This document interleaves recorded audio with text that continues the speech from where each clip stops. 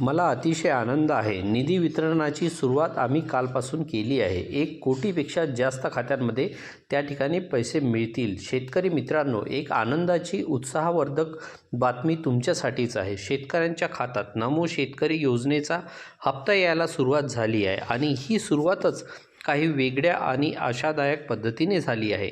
अनेक दिवसांची वाट पाहिल्यानंतर शेवटी तुमच्या बँक खात्यातील शिल्लक वाढण्याचा क्षण आला आहे. पण यावेळी फक्त पैसाच खात्यात येतोय असं नाही, तर त्याचबरोबर सरकारकडून एक प्रकारची माफीची भाषाही येत आहे.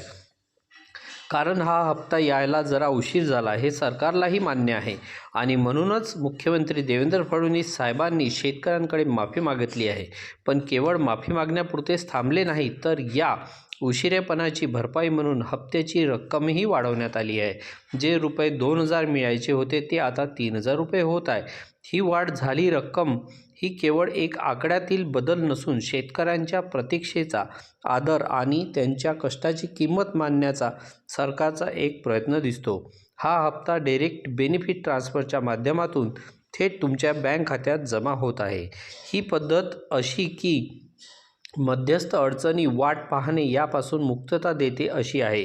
पण यावेळी सरकारने काही निवडक पायरी अवलंबली आहे. पहिल्या टप्प्यासाठी महाराष्ट्रातील फक्त 12 जिल्ह्यांची निवड करण्यात आली आहे. ही निवड काही यादृच्छिक नसून कृषी मंत्र्यांकडून जाहीर करण्यात आलेल्या यादीवर आधारित आहे. या यादीत समाविष्ट असलेल्या जिल्ह्यातील शेतकऱ्यांच्या खात्यात आजपासून पैसे येण्याची प्रक्रिया सुरू झाली आहे. म्हणजेच आज नवीन वर्षाच्या सुमुखात या विशिष्ट जिल्ह्यातील शेतकऱ्यांना त्यांच्या खात्यात 3,000 रुपये जमा होणार आहेत. उरलेल्या जिल्ह्यासाठीही ही प्रक्रिया लवकरच सुरू होईल अशी खात्री सरकारने दिली आहे. मुख्यमंत्र्यांनी स्वतः हे स्पष्ट केले आहे की डीबीटीच्या मार्गाने 3,000 रुपयाची रक्कम बँकेमध्ये सोडण्यात आली आहे. बँकेने हे पैसे चेक केल्यानंतरच शेतकऱ्यांच्या खात्यात जमा करायचे आहेत असे आदेश कृषी मंत्र्यांनी बँक अधिकाऱ्यांना दिले आहेत.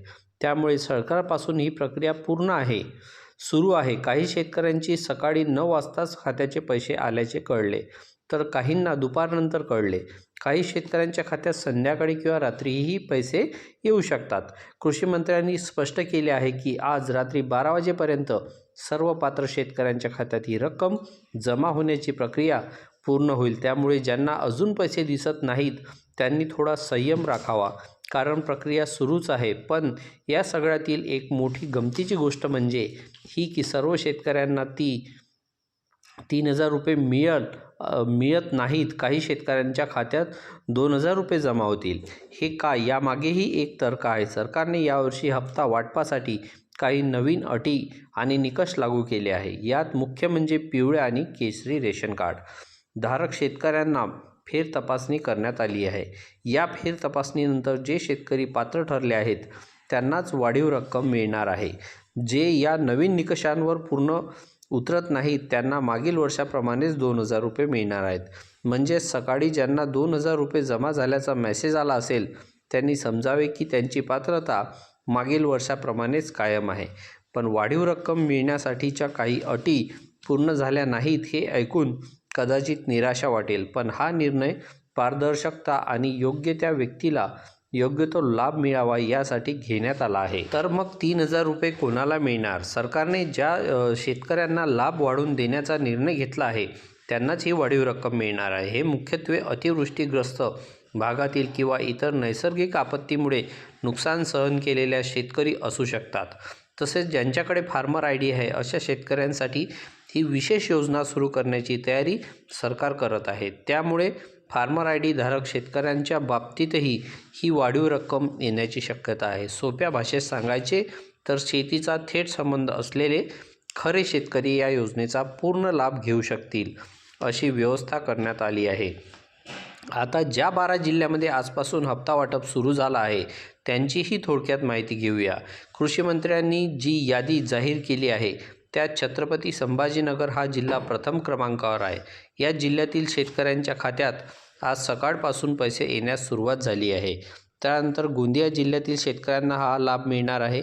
गडचिरोली, यवतमाळ, बीड, नांदेड, पालघर, सोलापूर, सिंधुदुर्ग आणि रत्नागिरी असे हे जिल्हे या यादीत समाविष्ट आहेत. या प्रत्येक जिल्ह्यातील शेतकऱ्यांना आज त्यांच्या बँक खात्यात 3,000 रुपये जमा होतील अशी अपेक्षा आहे। विशेष म्हणजे पालघर जिल्ह्यातील शेतकऱ्यांसाठी एक सूचना देण्यात आली आहे की ज्यांचे बँक खाते पूर्णपणे सक्रिय म्हणजे ॲक्टिव्हेटेड असेल आणि कोणत्याही प्रकारचे बंधन नसेल तरच त्यांना हा हप्ता DBTद्वारे मिळेल। त्यामुळे ज्यांना अजून पैसे आले नाहीत त्यांनी प्रथम आपले बँक खाते सक्रिय आहे की नाही हे तपासावे।